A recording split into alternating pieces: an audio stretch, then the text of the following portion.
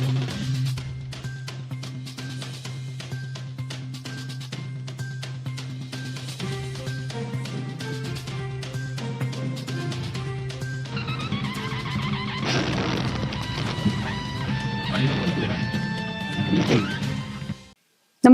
आपण पाहता Hirkani news. Hirkani news प्रत्येक क्षण ताज्या घडामोडी आणि महत्त्वाच्या प्रत्येक बातमीसाठी नेहमी तत्पर.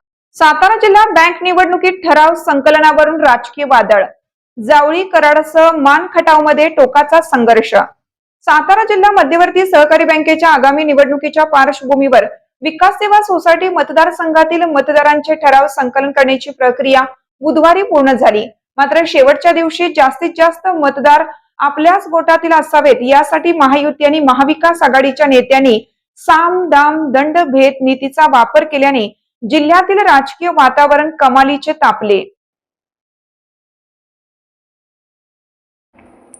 जावळी तालुक्यात सार्वजनिक बांधकाम मंत्री शिवेंद्रसिंहराजे भोसले यांनी राष्ट्रवादीचे शरद पवार गट प्रदेशाध्यक्ष शशिकांत शिंदे यांच्या आखाडे या बालेकिल्ल्यात जाऊन ठराव करून घेतल्याने तणाव निर्माण झाला.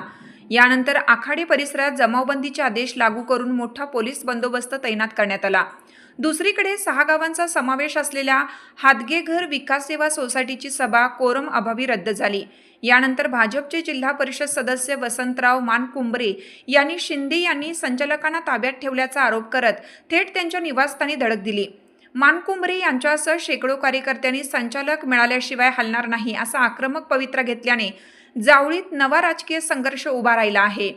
या निवडणुकीत सार्वजनिक बांधकाम मंत्री शिवेंद्रसिंहराजे भोसले, मदत व पुनर्वसन मंत्री मकरंद पाटील, खासदार उदयनराजे भोसले, बँकेचे अध्यक्ष आणि खासदार नितीन पाटील, आमदार आणि बँकेचे मार्गदर्शक रामराजे नाईक निंबाळकर, आमदार मनोज घोरपडे, आमदार डॉक्टर अतुल भोसले आणि उदयसिंह पाटील उंडाळकर यासारख्या दिग्गजांची प्रतिष्ठा पणाला लागली आहे.